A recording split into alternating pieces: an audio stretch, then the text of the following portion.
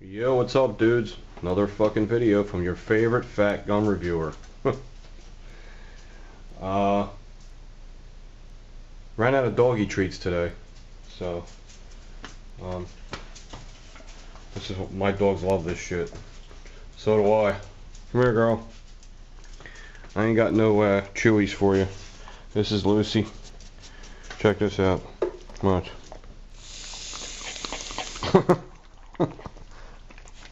Yeah. Reminds me of some girl I used to know. Don't lick the thingy. My wife found me doing this, man. It would be a friggin' war.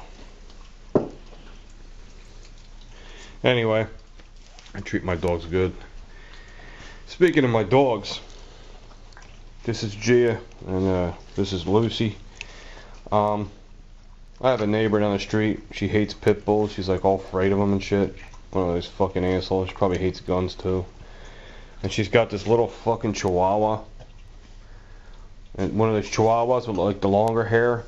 Raggedy ass looking dog, man. Looked like a fucking pocket rat. Anyway, the little fucking pocket rat was in my front yard, and these two ran into the screen door and then busted open, and she thought they were going to rip that thing to pieces, man. All they did was fucking toss it around a little bit and just kind of like look at it like, what's this thing? So just to go to show you how people are always wrong about their anticipation about things.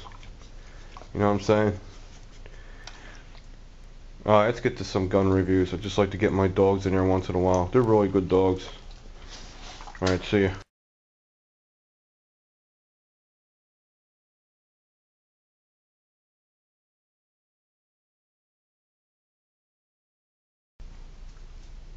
Okay, we're back. Well, this is going to be something a little different. I got some facts for you. Some things that might have been bothering you. First thing I want to mention, all the shirts have been shipped out yesterday. They came out nice. I'll show you what they look like. It's the same Armory Channel shirt, like that. But it has a 10K on it. I don't know if you can see that. Okay, it has a 10K on the skull. These shirts were supposed to be the celebration of 10,000 subs, but it was delayed a little bit, you know what I mean? So, you know, it's like, you know, we're going towards 12,000 now, so just to go to show you how many we're getting and how long I took to get the payments in. Well, the payments took forever to come in. So, as usual, but, you know, I don't care. As long as everyone gets their shirt and it's worth the wait. This is a shirt for a buddy of mine, some guy that works at a gun show, and I'm saving it for him. I promised him one because he gave me a shirt, and I should show it to you. Fuck, I forgot to bring it down, man. It's really cool. Well, I will show in another video. This guy makes really cool shirts. Man, I got nasty chest pains today, man. Whew. Wow. Well, there it is. I told you I was going to get that sucker back. That's my Springfield GI. Man, I missed that gun so much. When I had to trade that gun in to get the Colt, every time I seen someone that had it on YouTube, I'd be like crying. I'm like, oh my god, I missed that fucking 1911. So authentic looking. And I got one, and I guess what? It was a blessing in disguise, because this is the nicest one I've gotten. I mean, the action and the way the grips, the color of the grips, and the action on the slide is better than my last one. It's really, really sweet, man. So, I mean, if you get a 1911 and there's a couple of them there the same, ask the guy if you can try a couple of them. Now, this is not loaded, but I'll show you just how nice the action is. Look at that. I got my Metgar magazine for this gun, this particular Metgar magazine, the one with the polymer follower. What I like about the Metgar magazine is it's one solid block, so there's no tilting, and where it locks in there's a metal piece, and it won't wear out. A lot of these types, even Wilson Combats, they don't even have that little metal piece. It's all polymer. So this is a fantastic magazine. And there's the World War II 1911. Look how dark the grips are on this one. So these grips will stay. They look great. And I'm real happy with this. Action feels fantastic. The trigger for the money is awesome. Love this GI. Anyway, I figure I'll have that on display for you. And you can look at that while I run my fucking mouth. I always have trouble with this thing. Some dude told me about try a shotgun shell. It does work, but you gotta get it just right or it fucks up. Alright. This video is going to be about Mim Parts. Mim. M-I-M parts. What do they mean? There's different levels of them. There's high quality Mim parts, there's low quality Mim parts, there's middle of the road Mim parts. High quality Mim parts are fine. They're nothing to worry about. Don't worry about your Mim parts. It's not a big deal. Okay? There is no proof that Mim parts break. I already researched this. Okay? So don't get all, don't have your panties in a twist if you find out your gun has Mim parts. Almost all guns now have Mim parts in them. Even high quality ones. Even Colt and Kimber and Sig Sauer have Mim parts in them. Okay? I made sure I was trying to be really thorough about this. I even called every manufacturer on the phone and found out the details. Now this is as accurate as I can be, because I gotta hope to God that the techs at the factory know what they're talking about, because I am going to transform that information to you. But I made sure I talked to a gunsmith though, not a sales rep. I made sure I talked to a person that knows firearms. Anyway.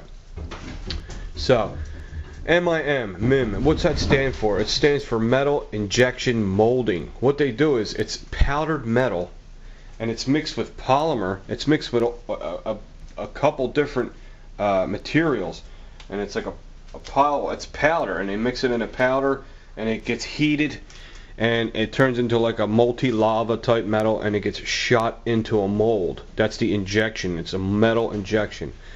Now here's the thing. On the high-end guns, Mim parts are used for things that ain't under stress. Like my Sig has Mim parts in it, but it's the mag release button and it's the sights, stuff like that, which is fine anyway. Now there's some guns like like Rock Island Armory where there's stressful parts that are Mim parts. Nothing really to be concerned about though, dudes. I know guys that have Rock Island Armory guns and they have thousands of rounds through them, and them guns run good, man. So they probably have high quality Mim parts in them.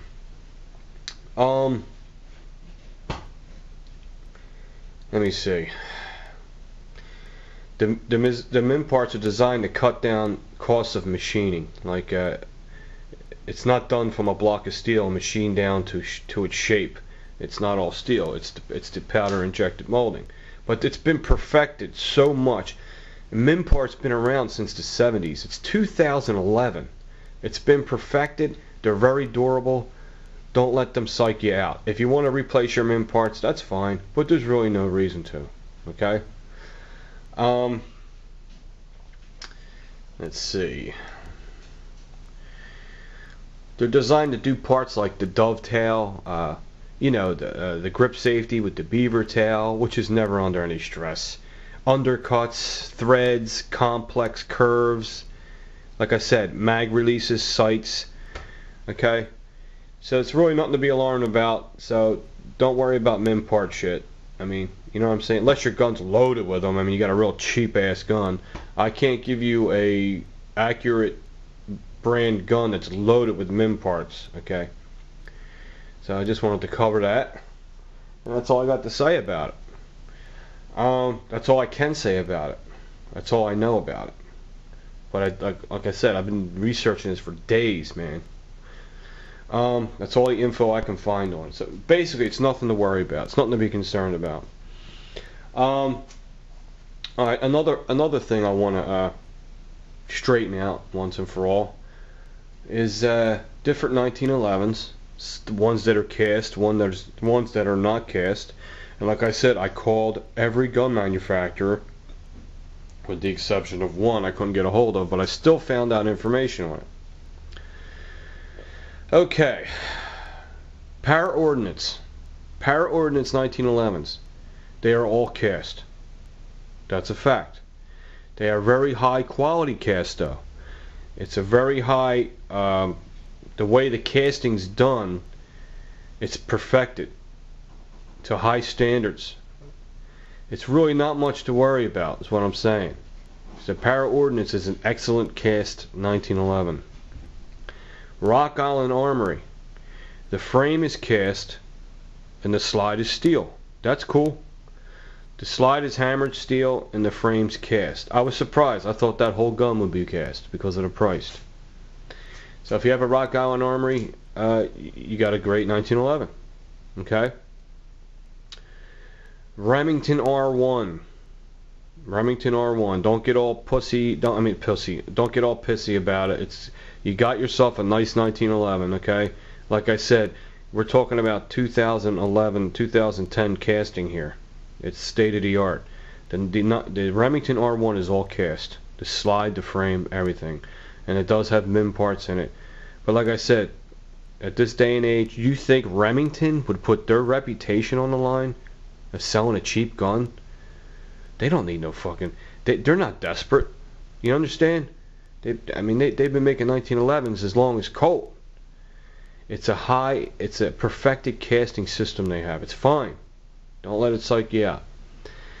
The trigger on the Remington R1 is a Mim part. You can tell just by looking at it. You can see it's metal injected, but it's fine. What would I rather have? I'd rather have an all-steel hammer forged gun. Because casting is 90%, 96% dense. That means it's pores in there. It has porosity. Like I said, if you're a welder out there, you know what porosity means. Porosity means tiny little holes. But it's 96% dense. I mean, that's really dense. So as long as you take care of it and keep it oiled and wipe it down when you're done with it, it won't rust and, you know, get fucked up on you. Let's see. So we covered Para Ordnance, we covered Rock Island Armory, the Taurus, and we covered the Remington R1.